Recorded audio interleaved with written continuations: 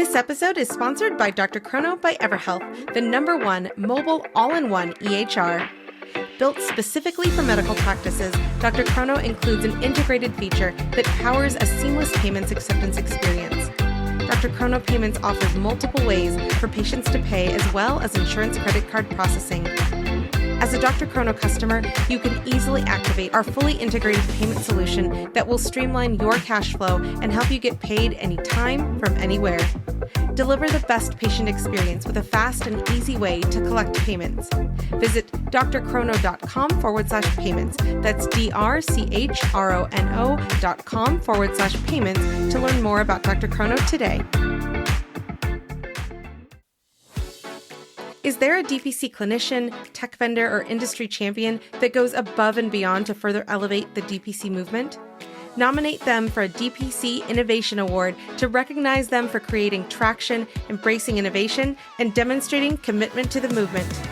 DPC Innovation Award winners will be announced and honored at this year's Hint Summit, taking place in Denver, Colorado, September 27th through 28th. Nominate a DPC innovator at summit.hint.com, plus get $50 off your Hint Summit 2024 registration with promo code MyDPCStory.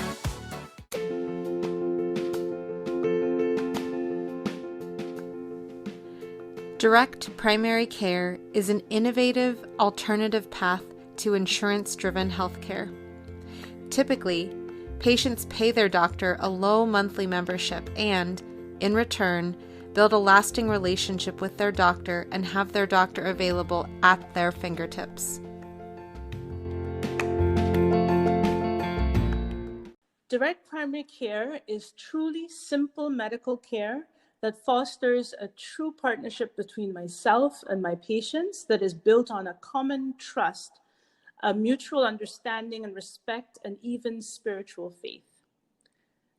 I am Dr. Althea Tyndall-Smith of Gainesville Direct Primary Care Physicians, and this is my DPC story.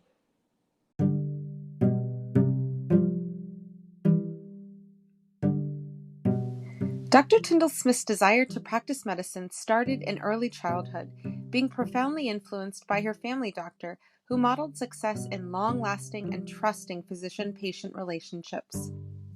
Dr. Tyndall-Smith started her career in medicine in 2005 at York Hospital in York, Pennsylvania, after graduating from Drexel University College of Medicine in Philadelphia. It was in York she worked for a federally qualified health clinic, and she did medical volunteering for several programs there as well. For her volunteerism, she was awarded the Community Ambassador Apex Award by the Pennsylvania Association of Community Health Centers. She moved to Gainesville in 2013 from York, Pennsylvania, to be closer to family. After she moved to Gainesville, she joined the University of Florida as a clinical assistant professor in the Community Health and Family Medicine Department, where she taught medical students, saw patients at one of the outpatient clinics, and was part of the College of Medicine interview committee. She has always been interested in empowering patients to take control of their own health and understands the importance of teaching the patient to understand their medical condition to make the most informed medical decisions, something that takes time, which drove her to co-found Gainesville DPC Physicians. Dr. Tyndall-Smith enjoys her Caribbean culture through travel, food, and music. She enjoys sharing her joy of music by participating in the praise and worship team at the family church. She enjoys playing the piano and riding her bike, and shares her life and dreams with her husband and 2 sons. Together, she and Dr. Chenery Cotter opened Gainesville DPC Physicians in 2018. Welcome to the podcast, Dr. Tyndall-Smith. Thank you for having me. I'm really excited about this. I've listened to a lot of your programs, and I'm just, it's just a really good platform, I think, for us to hear other people's experiences. Absolutely, and thank you for that feedback as well. I wanted to start by asking you, when you were in fee-for-service and considering direct primary care, how did you come to learn about the movement? Well, I think, Marielle, I have to go back to my childhood. And I grew up in a country where there was a national healthcare scheme. Honestly, I don't know how our doctor was paid, but what I did know was that she was somebody who took care of my multi-generational family. She visited my grandmother at home. We went to her office, my siblings, my parents, myself, and she was just someone that was always a phone call away, would pop in and say hello. And she was someone who became a dear friend, a role model to us, and my total inspiration, for becoming what I am today. And so I have always envisioned medicine being practiced in a certain way, in that way, and just grinding through days of seeing more than 25 patients sometimes, no time for admin duties, just feeling like I'm running on a treadmill. I had to find another way, and something that I can do on my own terms. I have two boys. One was a preteen at the time, another younger. Mom was diagnosed with stage 4 cancer with many complications. And, after going back and forth from Florida to Maryland and then bringing her into my house and having to care for her while she was having cancer treatments, my life just became very inflexible. There was no leeway at work. Everything was just controlled by all of these things in my life. And I just got burnt out. I couldn't do it anymore. I valued family. I valued the time with my parents, but I had nothing, there was nothing that I could do to give myself that extra me time. I previously shied away from starting medical practice because of complications of insurance world, but then I'd heard of concierge care. But it still wasn't really what I wanted to do. It was not my way. And then I ended up talking to a friend and a fellow physician who told me about a simple concierge type practice that was run by a friend of a friend. I got her number, had an hour-long conversation with this doctor, Dr. Beth Renzulli, who is in Delaware.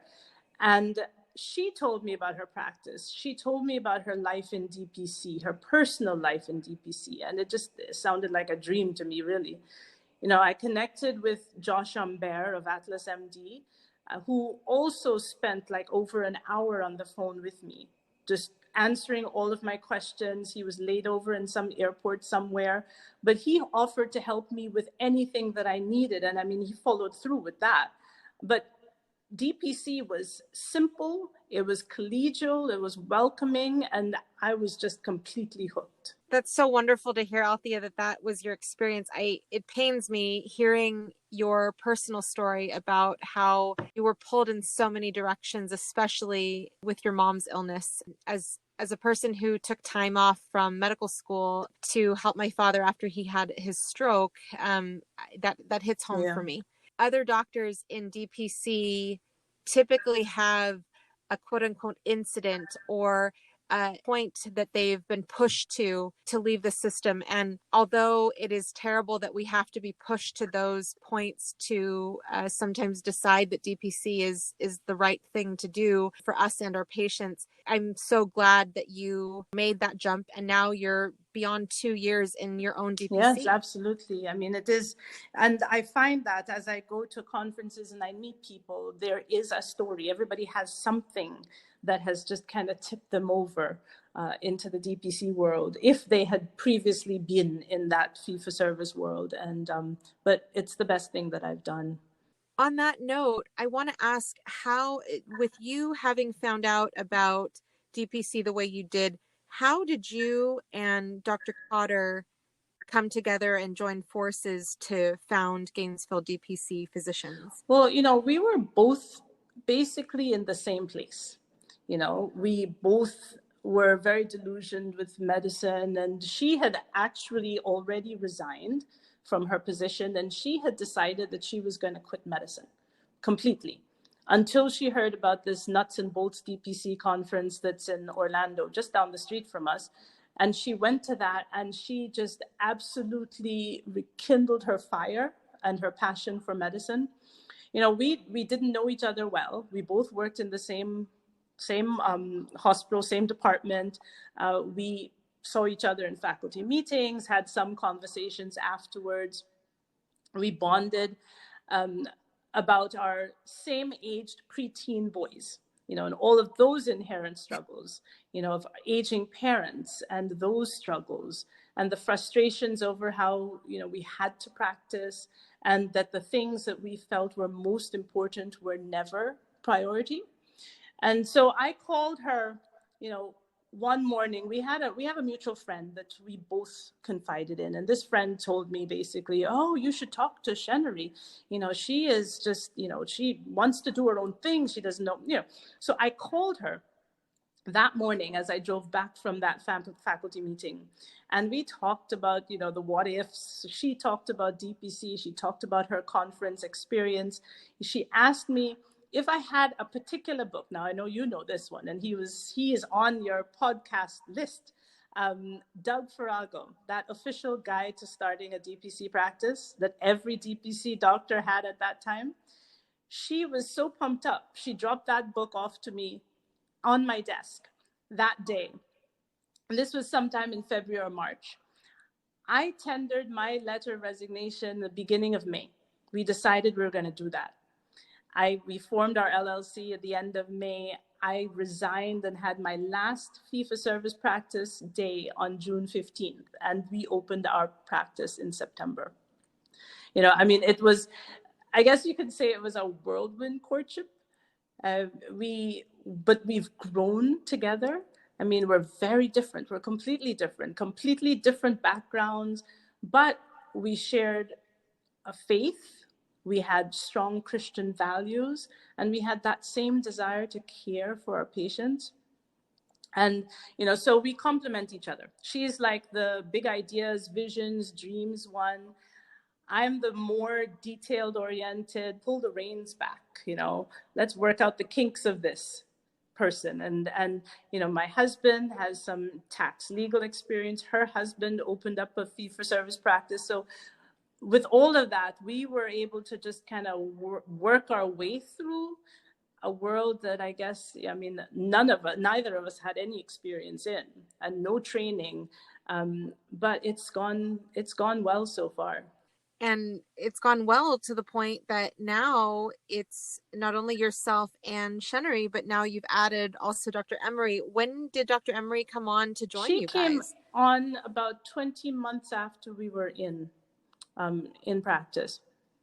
And so she, as soon as we started our practice and just kind of experienced life that is DPC, we obviously wanted to share this with our friends and colleagues. We talked to some of them. We coaxed them into coming to conferences with us and things like that.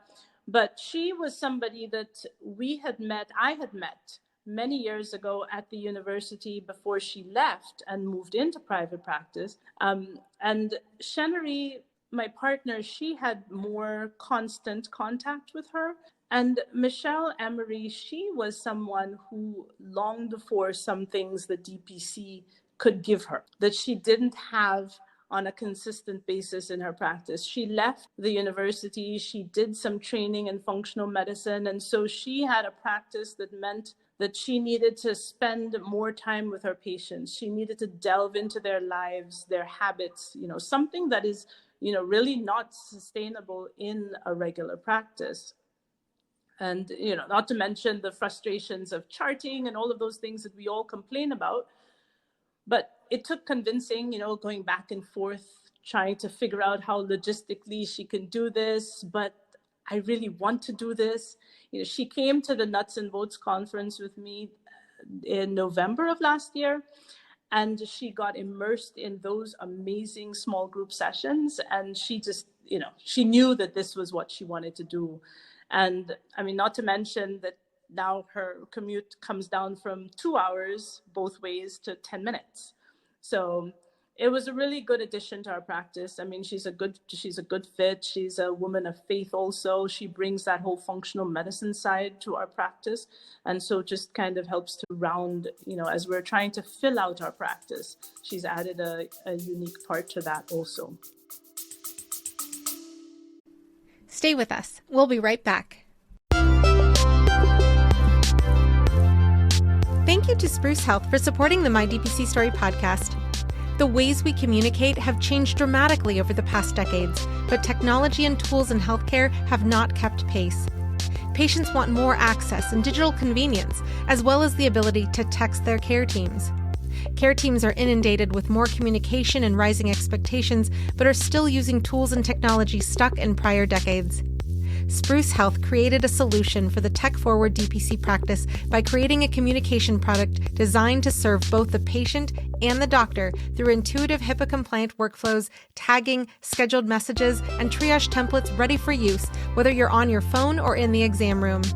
New users get 20% off for the first 12 months of a paid plan with code MARYAL20. That's MARYAL20. So check out Spruce Health today at sprucehealth.com or check out the link in the show notes.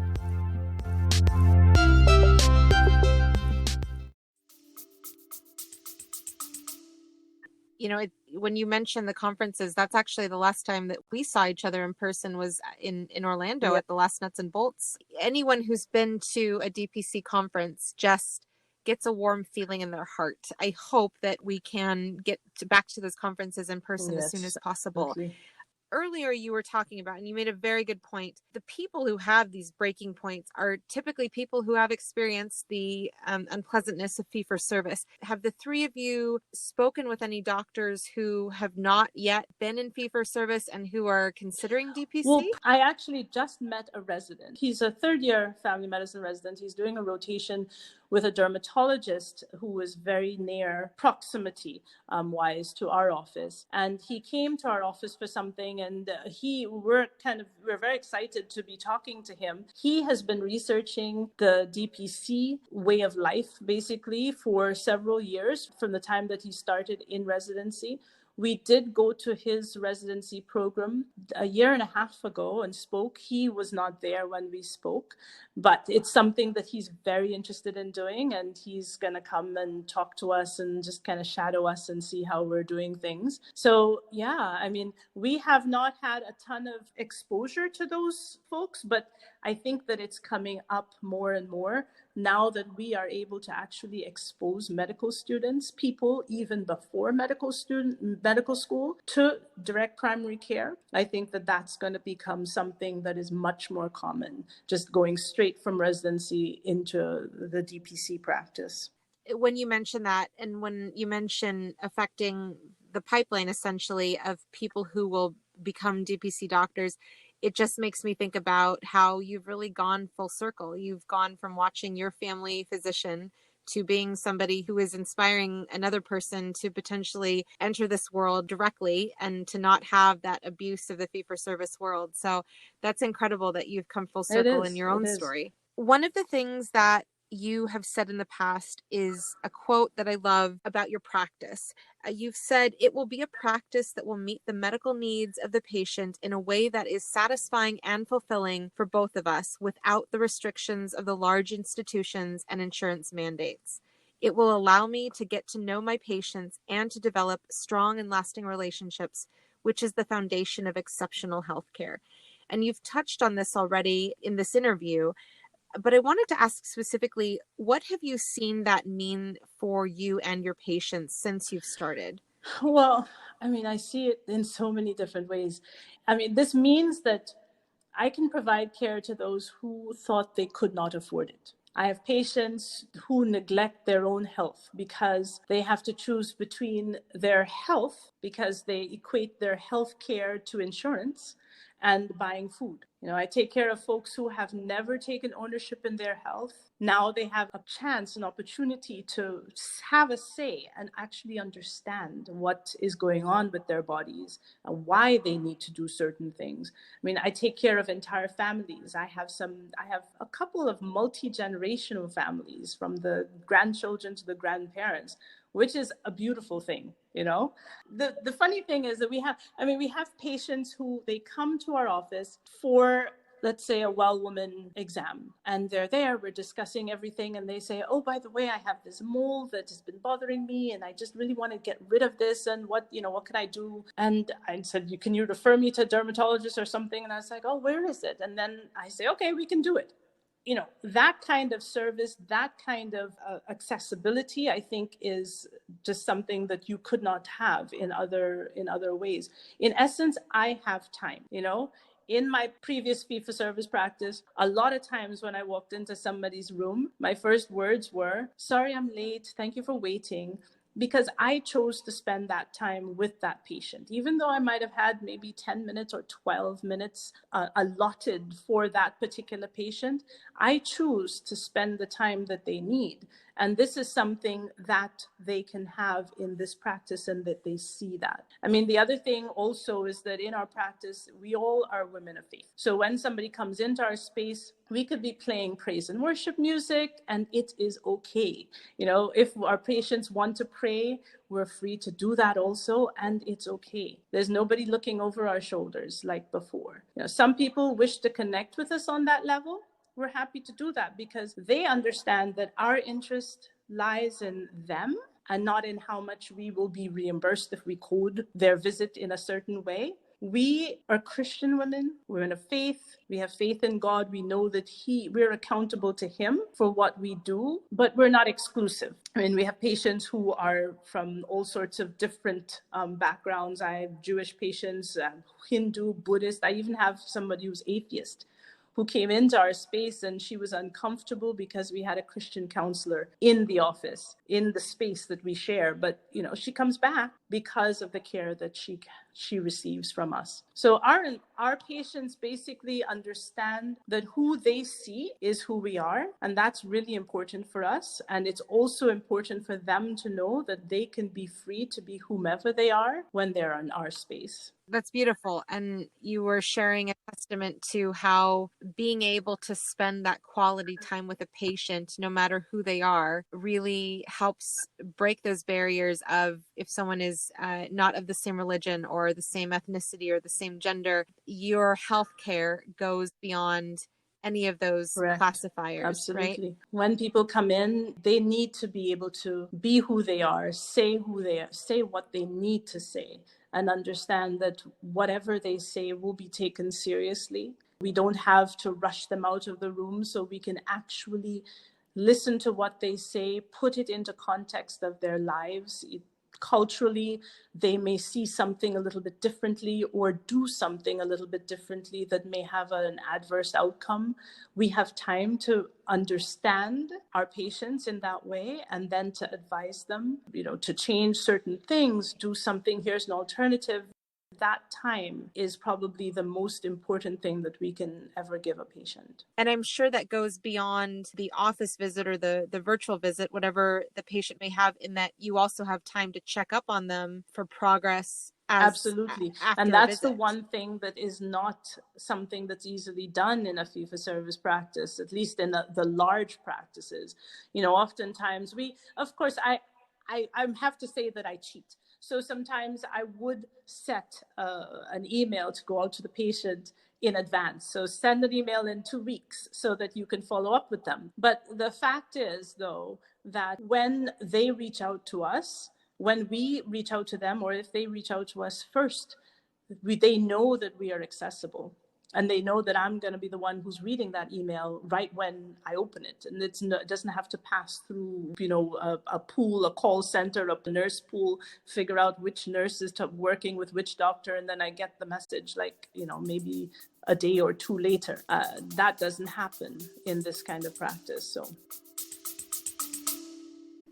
stay with us. We'll be right back. Have you tried an AI scribe in your clinic? Well, I've tried so many, and I can say Heidi Health is the best AI scribe I have come across thus far. With Heidi Health, I can create unlimited customizable templates for my notes to help me truly cut down on the time I'm spending charting.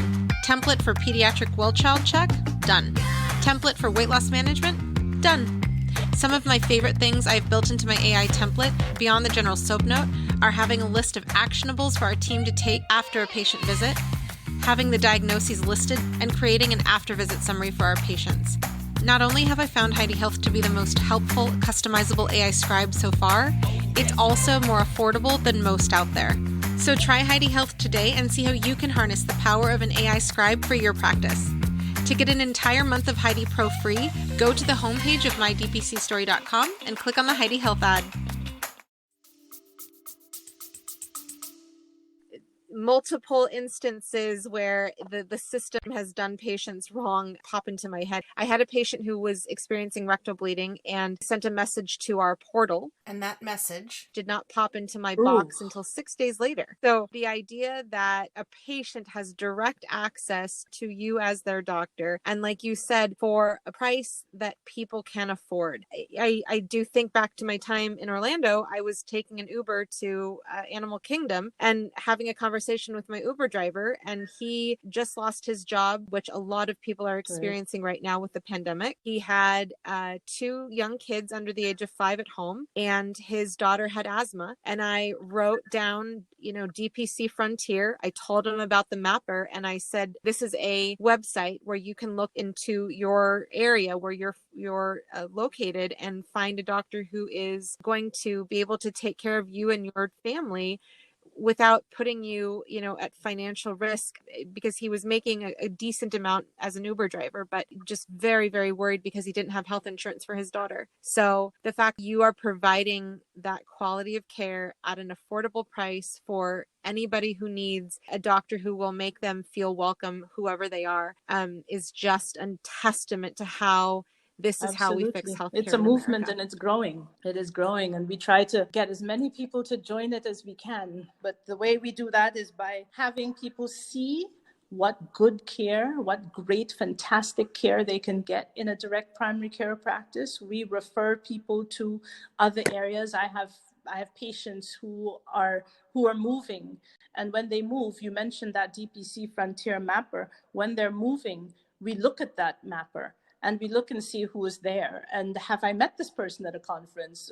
I tell them, you look at these, see who is closest to you or who you feel you are interested in going to, and I will call them for you. And it's, it is a community that is just kind of taking over, and it certainly fills a big void in the healthcare system in this country. And I love that it's a lot easier these days to find doctors who are doing direct care or direct primary care. It's wonderful to see more dots on that map. And the other thing that I like to see is when a person cannot find somebody on the mapper, they drop a note on the Facebook DPC Docs group, or just a feeler out to somebody they might know in the area. And it is in that way that we promote this movement to grow. Definitely Absolutely. agree. In your clinic, Althea, do you have just Jennifer Forrest as your RN, or do you also have, because you mentioned a Christian counselor, who do you have on staff with on you, staff, Michelle it's and just Chenery? Jennifer Forrest. We previously had a medical assistant that we started with. I mean, we started this whole movement with her. She came to Indianapolis for our first AFP DPC summit, and she was very pumped up about this, and we started it all. But it's just the 4 people, the 1 staff and the 3 physicians. We have other people now in our office. We had, from the beginning, a Christian counselor who has a specialization also in marriage counseling, marriage therapy, and family therapy. And he was somebody that we knew from outside. He went to my church. He was someone that my partner actually knew personally. And he just needed a space, and we had a room. So he came into our space. And so we have a great collaboration with him, because if we have somebody who needs to be seen, we can just go to his door and knock on it if he's available, and he can come in and introduce himself, and then they make that connection. He is entirely his own entity, but we just have a collaboration, a collaborative relationship. We moved last summer, just after we had Dr. Emery join us, into a bigger space.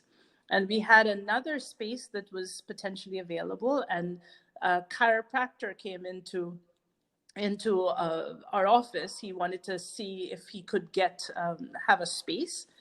And so we actually talked to him, and we convinced him to do direct chiropractic care. So I think he might be he's certainly the first direct chiropractic care clinic in Florida. But he is also his separate entity, and we also have a collaborative relationship with him. So he sees our patients, he has a membership just like we do, but he sees our patients at a reduced rate, for a reduced rate. So it works out really well. But then it's just the three of us in Gainesville, DPC physicians, with our now RN nurse that we just hired in August of this year. That said, does Jennifer do front office duties as well She as does. RN duties? So when we started, we had an MA, very excited about it, but she had no admin experience.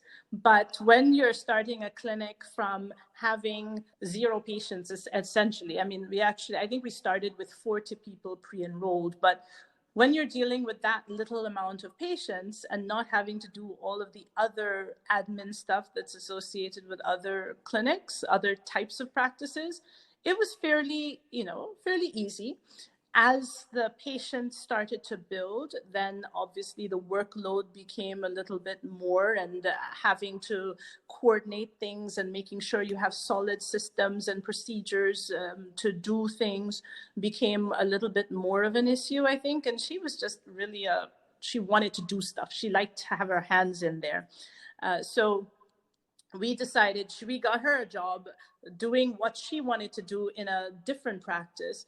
And we just kind of waited for someone to fall into our laps. Basically, we didn't want to go to Indeed. We didn't want to wade through a whole bunch of resumes. We just sent it out, word of mouth. We're looking for somebody. And Jennifer came to our office for an interview, and she was trying to get out of her job in rehab medicine, and she just fit in. She was somebody, again, of great Christian faith. She was so enthusiastic. I mean, who applies for a job, gets a job, then says, well, I can come in these 2 afternoons a week because I'm free, just to kind of see how things are going. I can help you out. I know that you have nobody and you all are going a little crazy here.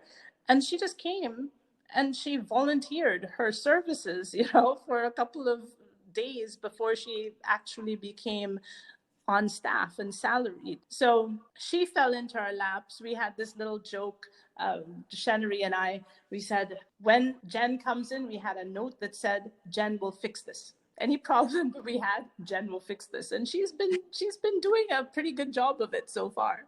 When you share that, it makes me laugh because I think of the easy button that Staples uses for its commercials. That. I mean, actually the other thing about Jen, when she applied, is that we, like some DPC practices, we have a pharmacy. So we have a dispensing pharmacy in our practice. And so we have to, in addition to managing patient care and the administrative stuff, you have to be able to also administer the pharmacy, which is something that obviously just fell into our lap. So we did everything. And Jen's resume came with pharmacy tech. And we were just like, oh my gosh, this is absolutely amazing, So she had all of those things that we needed. So yeah, she's working out really great. When you guys were looking to hire, how did you go about advertising the position? And the second question is, does Jen have benefits under your practice? We didn't really advertise. We thought about it. We were going to put something on Facebook. There's a word of mouth for Gainesville. We do a radio. We are a sponsor on a radio station, a Christian radio station, and we thought maybe we can put an ad through them. But when we decided that we wanted to make sure that we got the right person, and we have gotten so many good patients just from word of mouth, that's what we kind of relied on. And we figured, we will be sent somebody, basically. And we got a couple of referrals, and she was one of them that was referred by someone that actually both Shenry and I knew. And she came very highly recommended, and it seemed like it was just the perfect place. She was at the perfect place at the right time, and we were able to hire her. We hired her, and the benefits that we have, and we're still working this out. She knew when coming in that it was not like the full-on benefits package that she would get as if she's working at the university hospital where she was working. But I find that people who are so I don't know, they are so invested in the idea of how we take care of patients that there are certain things that they are willing to delay. And that's one of those things that she was. But we've told her that we can give her some type of money for medical coverage or sharing. We actually were talking about the member cost sharing ministries, and she was interested in that, the Christian healthcare ministries.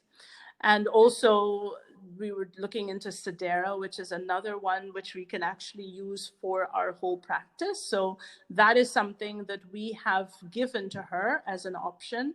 And then also talking to her about retirement and so on. And that's something that is in development in our practice. It's just been Shenry and myself.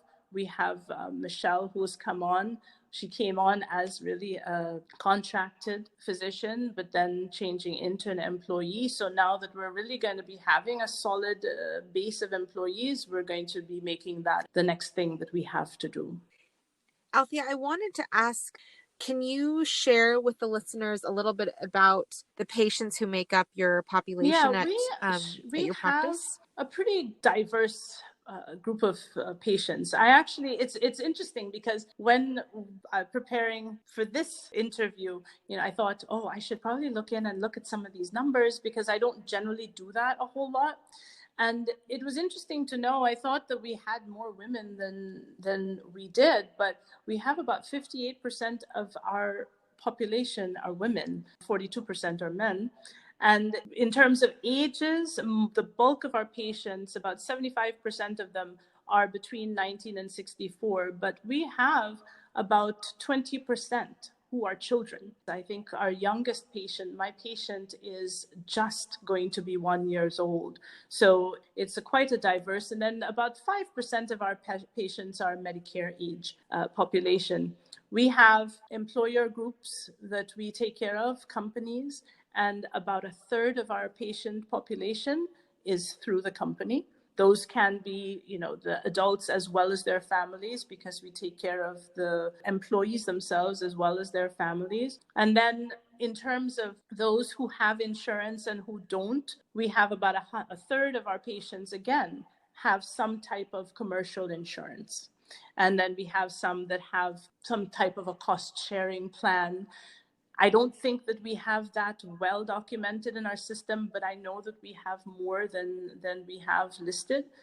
But as you know, we, for direct primary care, we don't need to use insurance, but I think more and more patients are realizing that even if they have insurance, the benefits that they get from DPC outweighs the fact that they have to pay a certain monthly fee. And oftentimes these folks will change their insurance plans and change it to a very high deductible type plan.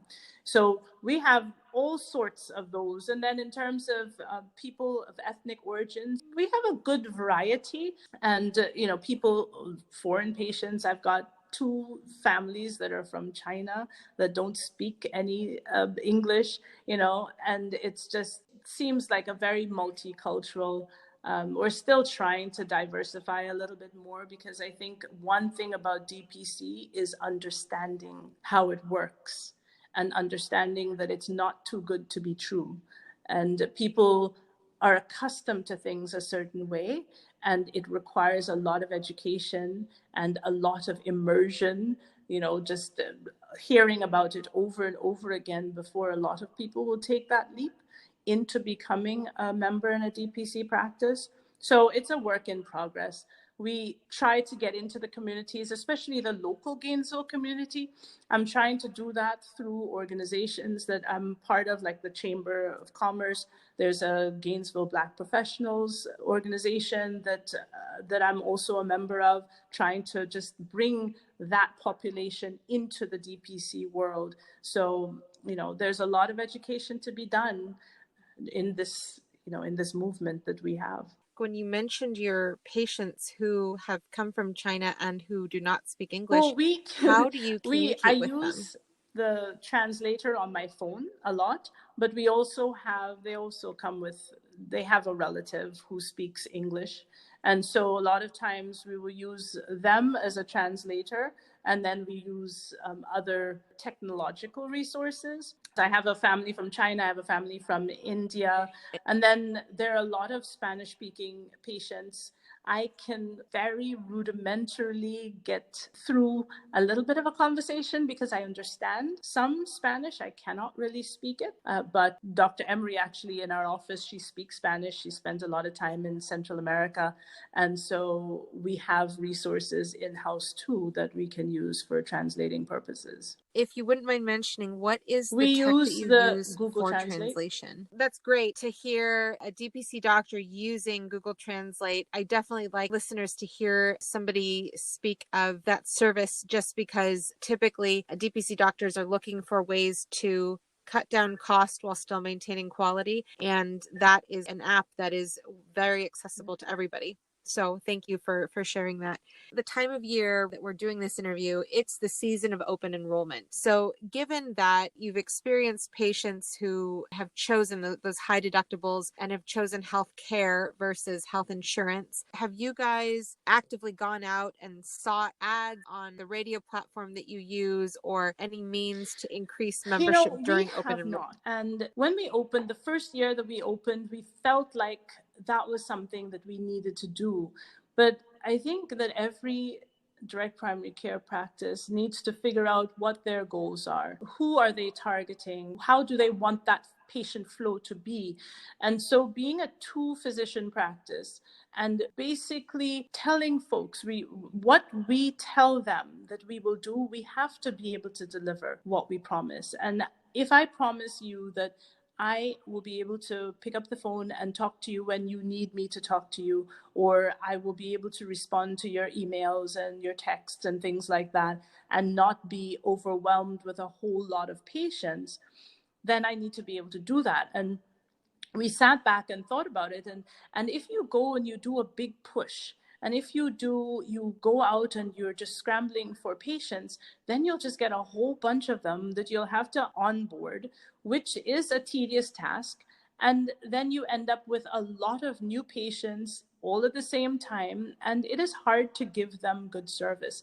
So through these months, we have been growing pretty steadily, and it's at a good rate, and a rate that is good for the growth of our practice and for us being able to take care of our patients the way that we want to. And so the way in which we do it is that we just talk to businesses. I mentioned that I was part of the chamber, the Gainesville chamber. My partner is a member of BNI group, which is much more intensive in terms of networking and the being exposed to different businesses and having the businesses having to refer to you. So we have a really good base through that, and we go to our businesses. And so what we've done is we've presented to our businesses, this is the time for open enrollment. This is, to these new businesses, this is what we can offer you. We can offer you open enrollment, you get insurance, but your patients your employees still have to go out and find a doctor. They still have to deal with the waits for a visit. They still have to deal with being able to access the physician when they need to. What we can offer you, if you make this kind of change to your insurance plan, or consider one of these cost-sharing programs like Sedera, for instance, we can give you patient care. We can give you a doctor's cell phone number. We will be able to take care of your patients, keep them, your employees, keep them healthy, keep them on the job, make your work, your life much better in terms of productivity for the business. And so that's kind of what we have done during that open enrollment season. So we don't have droves of people coming in, which is okay. But we are still out there and people are hearing about us. And then through word of mouth from those employees and their family members who tell their family members, then we do get some trickle down in terms of DPC interest and enrollment. And recently, with the pandemic, have you turned discussion with employers into something virtual, or do you still go, We are have you still done able them to go in virtually. We person? did one meeting in person a couple of weeks ago. And we did that because this employee group, the owners really wanted their employees to be accountable. They felt that it was important for them to actually see who we were and to be able to, just kind of experience who we were and to see where we did what we did. So obviously taking all of the proper precautions. We put on our N95 masks and so on. And we went in and we gave them a presentation. And then we brought them back to our office. And individually, they just kind of walked around in the office to see where we were. That's a big barrier for a lot of people not going to the doctor. Well, I didn't know where you were. Or, I didn't know how long it would take to get there. I had no time. So if somebody knows where we are, they see our nurse Jen's face at the reception area. They know what she looks like. They see all of the other people within the office. They know and they feel comfortable. So these employers wanted them to take ownership of their health and wanted to hold them accountable from an employee standpoint to use our services. And so we decided that we would make an exception for that. But a lot of these meetings we can do virtually. With our groups, we had a meeting with a church just last week, and we did that completely virtually. So the pandemic has, it is obviously, and it's so much better to meet people in person, to be able to see them, share the space, and it's just a completely different vibe, but we must do what we have to do. But we still want to get face front with them. So if it's face front via the computer, that's better than nothing. Yeah, I agree completely. And, like you said, the business and the patient population has been growing steadily despite the pandemic. When you give a presentation, what are the main bullets that you focus on? Why DPC is such a good choice for them to understand that accessibility truly is that. We have this thing where my husband, when we were setting up our practice, would say 24/7 accessibility. Are you sure you really want to say that? We are accessible, but we don't expect that people will be calling us at midnight for things that are not urgent. And that's one of the things that I think that we train our patients to do. You can access us anytime. We will answer your email at 7 in the morning. So you don't have to call me when you think about this thing. I have become a huge fan of podcasts. Ever since Sarah Koenig hosted the first season of Serial, I was hooked. Now, creating this podcast has become part of my daily life. While it is an exciting new hobby, I also see it as a privilege that I get to interview so many DPC and direct care doctors. If you are interested in starting a podcast, let me tell you a little bit about Anchor. First of all, it's free. There are creation tools that allow you to record and edit your podcast right from your phone or computer. Anchor will distribute your podcast for you so it can be heard on Spotify, Apple Podcasts, and many more. You can make money from your podcast as well with no minimum listenership. It's basically everything you need to make a podcast all in one place. Download the free Anchor app or go to anchor.fm to get started. Some people like PowerPoint presentations, and we have something that we show to them. We have, I think the biggest things that impact people are real life examples. Somebody comes into our office having a certain experience, and then we give them a completely different experience that either is something that is meaningful to them in terms of their mental or psychological well-being, not to mention, of course, their medical well-being, but also financially. For instance, I oftentimes refer to a patient who came to me. They pondered for about 4 or 5 months. They came and had a meet and greet. This was before the days of COVID. I talked to them. They loved the practice. Their granddaughter was my patient, and the big thing for them is that he was somebody who used 3 of the television meds. You know, those meds you find on television often are like between 200, 100 and something, $300 easily a month. And he used 3 of those. And he was paying out the nose for those things, even though he had Medicare coverage. And so he showed me his explanation of benefits. And in the year prior to starting with us, which was 2019, he spent $9,000 out of pocket for his medications. And so when you show somebody, you know, why did he spend this money? Where, how much was he paying? Something like atorvastatin, and these numbers aren't, I can't remember exactly, but atorvastatin, he was paying for a 30-day supply, he was paying something like $40.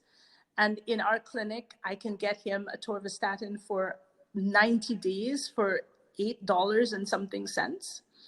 You know, when you put those two things together, I mean, we did pharmaceutical programs for the meds that he could not afford. And 2 of the 3, we were able to get him, you know, because he was on a fixed income. He was Medicare. 2 of the 3 were covered. He got those meds for free, sent to his house. One of them he ended up having to pay for. I would get occasional samples. I will give him samples. And so he cut his cost for that one med. And all of the other stuff that he was going to the pharmacy for, getting these monthly scripts, for the entire year of 2019, he paid $98 out of our pharmacy. Can you imagine that?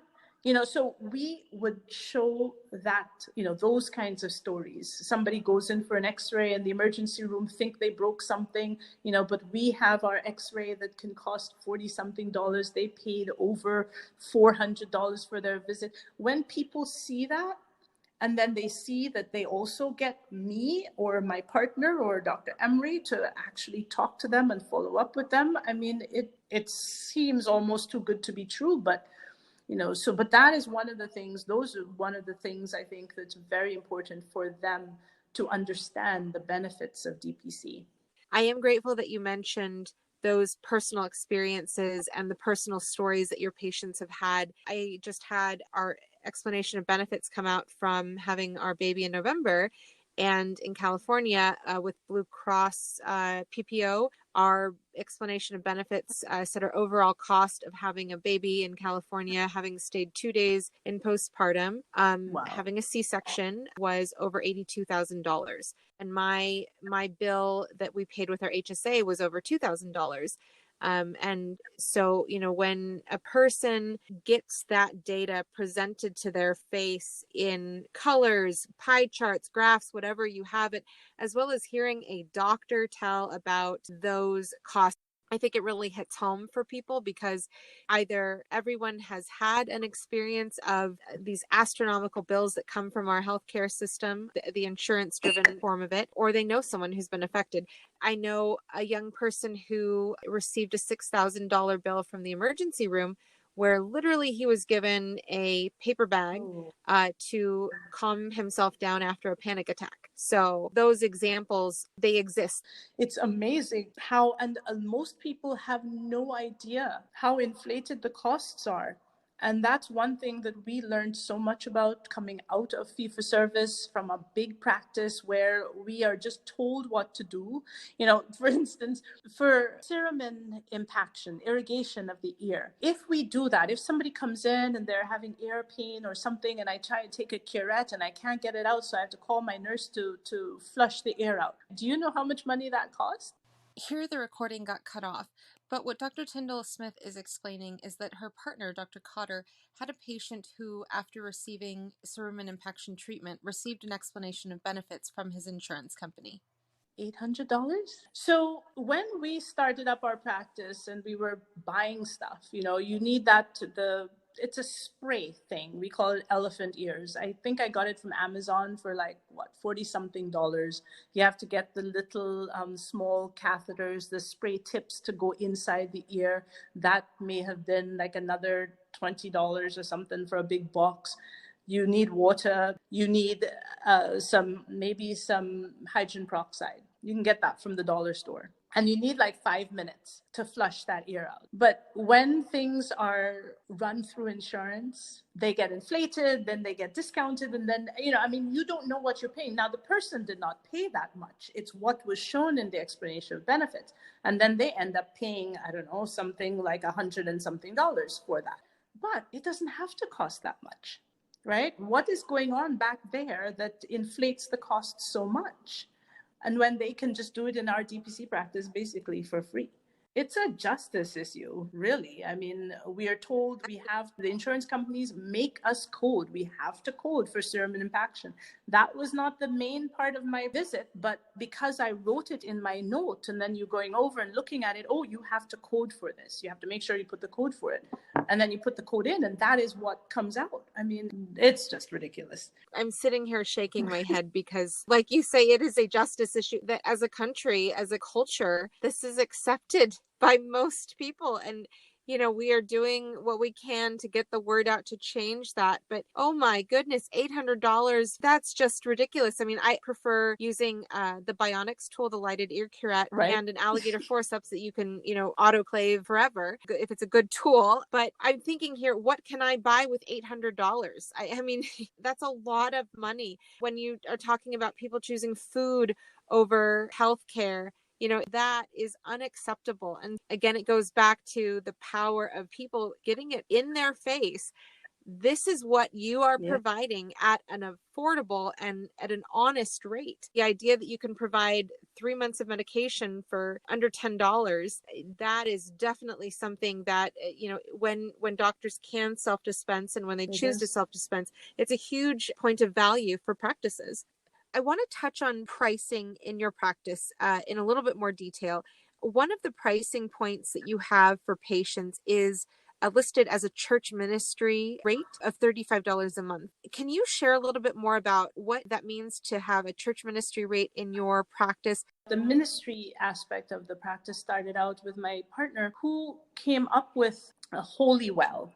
Holy Well was something that she had started up. And the reason why she did was because the pastoral care, people who go in, who have these pastoral roles, have very special health needs. A lot of times they can't divide the physical from the spiritual when they're battling something. Pastors, they've made this pledge of accountability to God often, and they have to bear this tremendous burden. And a lot of times they get attacked by the enemy. And my partner, she had a personal experience with healing, with actual spiritual healing. And so it's something that she is very strongly invested into. A pastor may need more than just being able to prescribe medicine and talk about this problem. Sometimes they also need somebody to be prayerful with them and for them, for their wisdom, for their discernment, keeping them from being sick. But it's something that is very important in terms of their complete health. And so we thought that that was important for those individuals. And so the $35 is for pastors, people who are in full-time ministry. And we take care of them, but then we take care of their spouses and their employees and so on. And we can treat that kind of as a company. So we have the company prices and the other regular prices that go along with that. But that $35 a month is for our ministers as part of our ministry, the ministry part of our practice, what we can give back to the community. And, through that, we're able to also reach people who probably do not have the medical care available. A lot of Christian people in the churches. And, if your pastor trusts somebody, then somebody is apt to trust that person also. And, so it's something that we feel that we need to give back. And that's part of our giving. Ideally, what we'd like to do is to eventually form a nonprofit part of our practice so that we can do things for people that we want to do that will not require them to necessarily have to pay for it. Being able to give people what they need and what they deserve. And so that's one of the things that we are thinking about in the future. I think that really fits with the fact that you three have a Christian base. One of my mentors and one of my former attendings works in Modesto at St. Luke's Family Practice, and they have a population of patients who pay an annual fee, and that annual fee allows them to do their own scheduling, have longer appointments when needed, have first dibs at appointments. But the money that is generated from that patient population allows an open door policy for patients who don't pay anything, and literally get the same quality care. But that's a certain form of DPC that they've chosen to do. And everybody has their own way of providing care, and that includes providing care to people who Right. It can potentially create a financial burden for. One of the features on your website is a list of partners and friends. Can you share what does it mean to be a partner and friend? You trust us to take care of your people, your employees. We will try to take care of your business. So we create direct links to all of these places. We promote their businesses. If they are a medical, we have doctors' offices, physical therapy, that kind of thing, then they're a referral base. We'll send our patients to them, and we know that our patients will get good service, and a lot of times they have certain discount or particular arrangement that's worked out. If you're not health related, that's where we just refer people. In our practice, we get into conversations all the time with people, and they're talking about, oh my gosh, my electricity went out in this part of the house and it's such a problem, and I'm trying to find somebody. I was like, oh, I know I know some people who can do that. And so a lot of times we are able to provide references for a lot of these folks. And, so these businesses, some of them are those who have their patients in our practice. Some of them don't have patients in our practice, but like medical offices and so forth, that they feel very strongly about DPC and are giving our patients access or services. It may not necessarily be that they have a discount when they go to them for a consult, but it definitely is that I can get one of those doctors on the phone, and I have some abnormal lab work, and I have a doctor who I can just call on my phone. I can send just a screenshot of just the lab work, and I can say, this is a hematologist that we deal with, and I'd say, this person has this, I think that this is an issue. Should I get this additional blood work, or do you think this patient just needs to be referred? And so we are able to have those kinds of conversations with our patients, oftentimes saving them money, being able to do more of a workup for them to figure out indeed what is going on. It's kind of a validation of our care, somewhat. And so these friends and partners are people who are invested in DPC in our practice in some way or the other. And in return, we try to promote them, refer to them, and give them just the general advertising from you just looking, people just come and randomly find things, and that's also helpful for them. And it's definitely a way of promoting Absolutely your local community, but also extending the community spirit of DPC. Althea, I want to ask, in terms of practice management, looking back now that you guys have passed your 2-year anniversary, and that's so exciting, can you give us some examples of where you might have changed your practice? Having somebody who has more experience and the ability to do more in terms of the supportive role.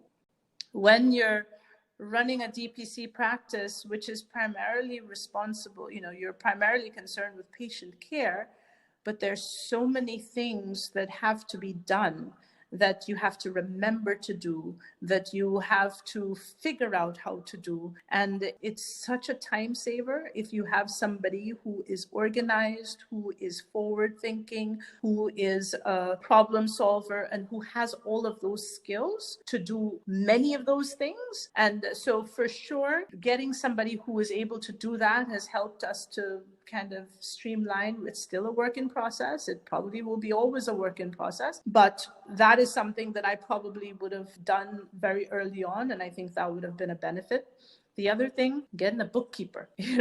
Everybody, we just studied medicine. I was nothing in finance. I was nothing in advertising, sales, marketing, none of that stuff. I learned QuickBooks online. You can go and do tutorials on it. You can figure out how to do the basic stuff, but it's a time eater. And oftentimes what ends up happening is that you defer from that and go and take care of your patients. And then you come back and then you've got a bigger time eater on your hands as you try to figure out what needs to be done. So we've gotten a bookkeeper, and that has helped tremendously. On that note, what do you see in the future for Gainesville DPC physicians?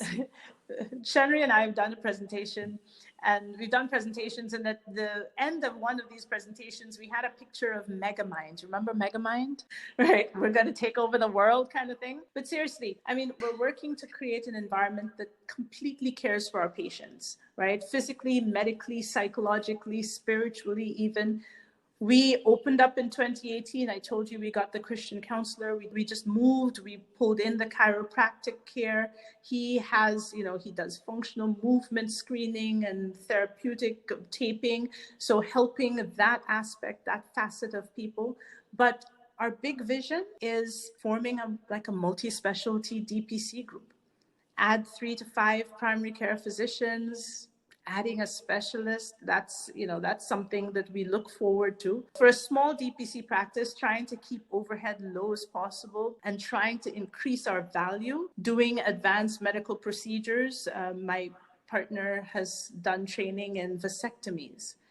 We can do those. We generally do colposcopies and endometrial biopsies, those kinds of things. But for smaller practices, this could be very expensive, especially in terms of malpractice insurance. So another big dream is just having a DPC procedure clinic in Gainesville. There are a lot of people, a lot of practices, and a lot of the local DPC clinics that do not have people who are trained in that. So if we could be a cash pay referral base for all of these practices in the community, to send them for those vasectomies, for the infant circumcisions that are not done in the hospital when patients are born, endometrial biopsies, colposcopies, joint injections, all of these things to be able to take care of our patients. I think that's one of the things that we are going towards. That's a definite goal for us. And then just having an employer plan. DPC is generally a reactive type of practice. We're here for you when you need us. But maybe changing that up a little bit and working with employer groups and being more proactive. I mentioned before, one of our goals is to make their employees more healthy, make them responsible for their care, make them, much more productive, because they're not neglecting their care. Then they spend so many days out of work. They have to go to a doctor's office and sit for 2 hours before they're seen. So their whole afternoon is gone. They have that accessibility. We go in there and we talk to them about things that need to be done. We make sure that their blood pressure is checked. We make sure that these things are done, and just being more proactive. We're in the process of setting up a program like that. And that's another thing that we're looking forward to. But I think that our big pipe dream is just kind of getting that multi-specialty DPC group, getting more of our physician colleagues interested in DPC, and just spreading the word through our students. Previously, you were a clinical assistant professor and teacher at the University of Florida in the Community Health and Family Medicine Department. You were also involved in the interview process for prospective medical students. Can you give any insights about how we might affect those in the pipeline to encourage trainees to choose family medicine and DPC? You touched on this earlier with the one man who is considering DPC, but when others are speaking to medical students or people interested, how would you affect the pipeline? Yeah, absolutely. I think that, this is an exciting time for people who are interested in going into medicine. Young medical students, first-year medical students, even pre-med students. And I think that we have the ability to influence them through immersion. So even though we are not clinical staff, clinical teaching faculty at the university, we are still able to have students in our offices for preceptorship. So for instance, just last week, we finished a 2-week session with first-year medical students, and we had 4 students coming in for 2-week sessions, but this is the time when they are learning how to speak to patients, how to interview patients. I mean, what a better place to learn this kind of skill, right? In a DPC practice. We've had 4th-year students who are interns doing their electives come through our office also, just learning about DPC, learning about another way, a better way that they can practice medicine. We have to put ourselves out there. As I said before, we went and we were able to speak to a residency program. We spoke at a primary care innovations conference at the University of Florida last year, where people, we were just explaining and exposing people to direct primary care, how it works, the benefits of it, and just, I think, getting that information out there is very important so that people can make those types of informed decisions. Pre-med students who have come through. We have one who came in and she was supposed to be done at Thanksgiving. She just wanted to shadow. She needed some experience. She's applying to med school, but she fell in love with DPC and she loves our practice. So she's going to come back and volunteer, And so I think that is really the way in which we get to them is from the beginning. It's like we say that we have to start our children out. The foundation that we lay for them is important. The foundation that these pre-med students and these early med students have is also absolutely important. And if we are able to affect that, affect some kind of change in them, in their thinking at that point, then, we have done our job. A couple of things come to my mind when you share what you just did. One of those is that's the reason why I chose rural family medicine, is because where I trained in Superior, Nebraska, a town of 2,000 people, I saw an incredible form of family medicine. And yes, it was fee for service, but at the same time, it was where the family medicine doctor was all there was in terms of doctors in the town. And there are 3 family doctors in Superior, but they do everything. C-sections, they do thoracentesis, paracentesis, vasectomy, similar to how you're talking about doing a DPC procedure clinic. These doctors were the main spark for me to pursue an unopposed family medicine residency. And that's the other thing that comes to mind, is the idea of an opposed versus an unopposed family medicine residency. That was something that I did not know about until probably late in my family medicine rotation, the idea that there are opposed programs out there. And for those people who might be medical students listening, who might be in their 1st or 2nd year, an opposed medical residency, a family medicine residency, is one in which there are other specialty programs within the hospital. And so when I was in my training, and probably a lot of people can relate to this, I had 1 month in an opposed program at Creighton. The hospital actually doesn't exist anymore, and 1 month in Superior, Nebraska. And so when I was in Superior, I think I delivered 6 or 7 babies in my time in Superior. And in my time in the city in Omaha in an opposed family medicine program, I was on standby for 1 delivery during the entire month, and I never actually got to do really any procedures. And so it is so true about getting people exposure early. I mean, you talk to surgeons, you talk to people who do emergency medicine. There's usually a story, similar to how people choose DPC. There's usually a story about, I saw this in medical school, or I saw this in residency, and this is what made me join this specialty. Yeah. But for family medicine, I think that I can just picture it, a medical student going into your clinic and seeing you spend 40 minutes, an hour with a patient, learning about them, talking with them getting to know you and feeling comfortable with you, and then jumping into a 12-minute visit for a fee-for-service patient who might be a new patient, that you can't undo what you've seen in DPC. So that is wonderful that you've been able to have people who are early on in their medical careers come see what you do. I think that's important. The influence is very important, because a lot of people don't know. And when they realize what they can do, what changes they can effect, I think that, this becomes real and a better chance for us to grow our community. You have already mentioned using Google Translator, having your Christian counselor available, having the direct chiropractor available. In addition to bringing value through those avenues, are there any other tech or tools that you use and love in your practice? We have ultrasound in our office, but it's not something that is used very much. We need to get a better machine, but that is something definitely that is techy that I would be very happy to have at my disposal. But I don't really have that many. I think there are these very neat EKG machines that you can just use with your fingers and then an iPhone. And I don't have that because we were gifted an EKG machine, like a real one, so which I love. And that the ability to do those things. But no, that's basically it. For those folks who might be entering the DPC space now or in the future, what advice could you give? That it can be done, and they need to trust that it can be done. They need to plan. Some people say yes, some people say no. I mean, there are people that I've met who have planned for 2 years to do this. We planned for a couple of months and ran into this. I think that they need to have a solid plan.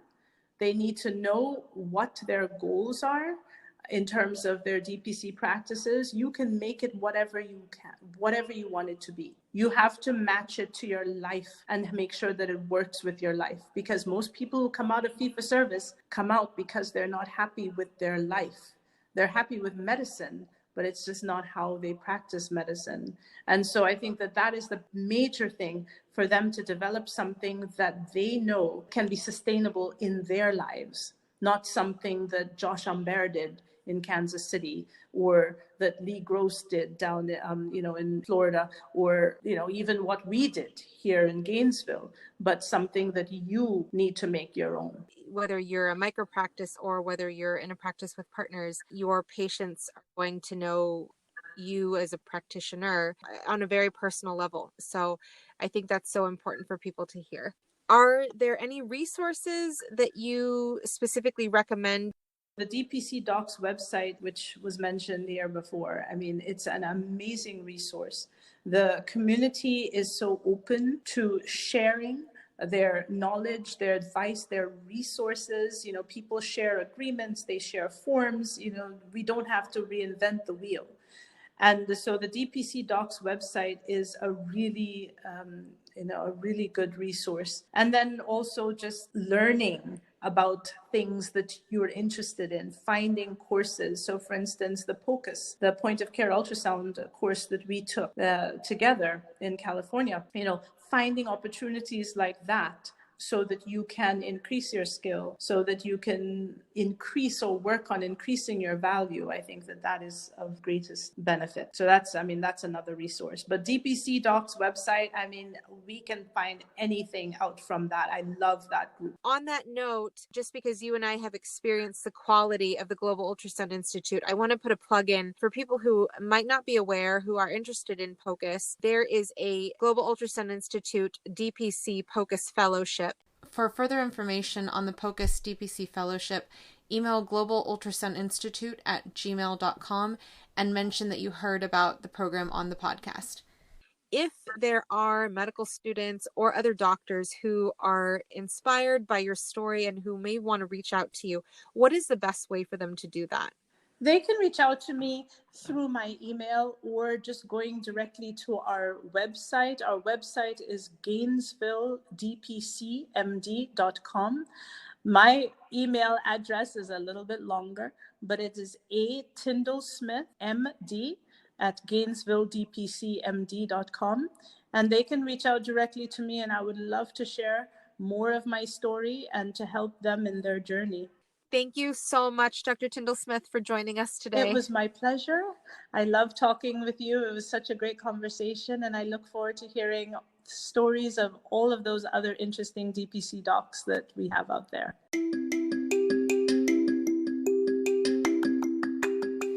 Next week, look forward to hearing from Dr. Drupad Joshi of We Care Neurology. If you like what you heard today, please leave a review and subscribe wherever you listen to your podcasts. Tell your friends too. For more information on this episode and much more, please visit mydpcstory.com. Until next week, this is Marielle Conception.